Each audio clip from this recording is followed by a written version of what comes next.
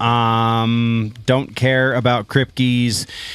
The interesting thing about, all right, I guess we can get into this just for the topic conversation starter that it should be. The interesting thing about The Boys is the same thing that I've brought up a couple of times for other very lefty kind of art projects, Hollywood projects that we've seen in recent years.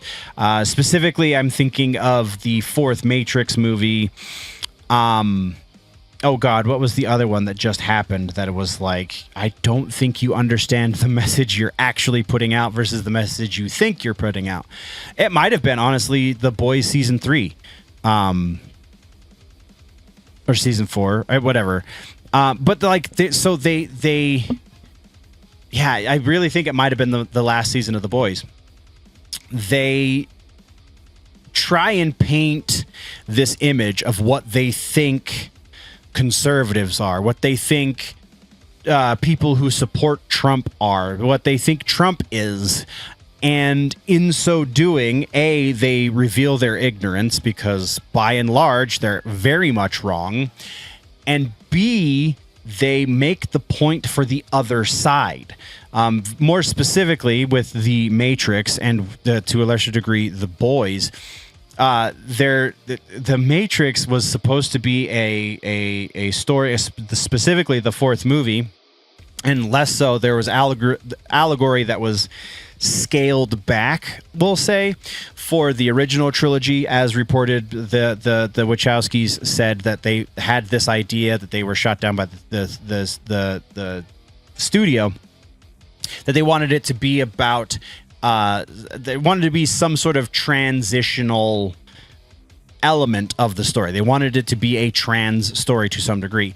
In the fourth movie, I forget which Wachowski it was that actually made it. I think it was Lana, who was formerly Larry, if I'm remembering correctly. In the fourth movie, it was supposed to be the actualization of said trans story. When, if you watch the movie, it breaks down life in the Matrix into a binary. It mandates that there has to be two. Neo and Trinity have to be the ones that unlock the Matrix. It is very much a binary. So like they just totally are missing their own plot. I think this was a big thing with The Boys. Again, I'm only remembering broad strokes for season 4, but I'm pretty sure we had this same conversation where it was like, no, that's not what is actually being portrayed on the screen. I understand where you're trying to take it, but in so doing, you're saying the quiet part out loud, and you're making the point for the side you don't agree with. So I think we're just going to get more of that, because this authoritarian regime that they think we are living under is much more accurately described as what they espouse should be happening. It's just they don't like the way that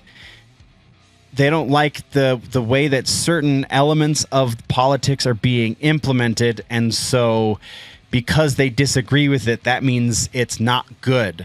Whereas when the other side is making the similar arguments, it's not that they don't disagree. It's not that they don't agree with it. It's that they see the hypocrisy and the holes.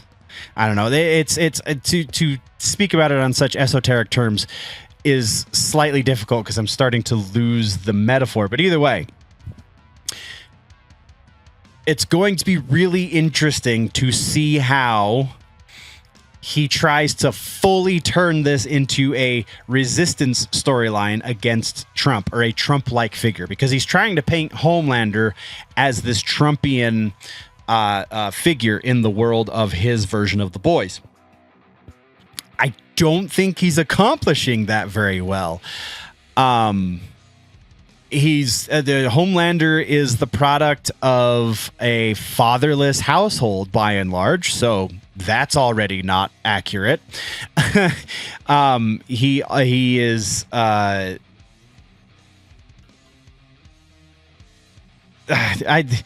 There's so much there. My brain is starting to hurt. That I'm spending so much time on this, but resistance against the fascist government. Oh, good lord. Yeah, we're not going to spend any more time on that. Let's just continue on. Subscribe. That is all.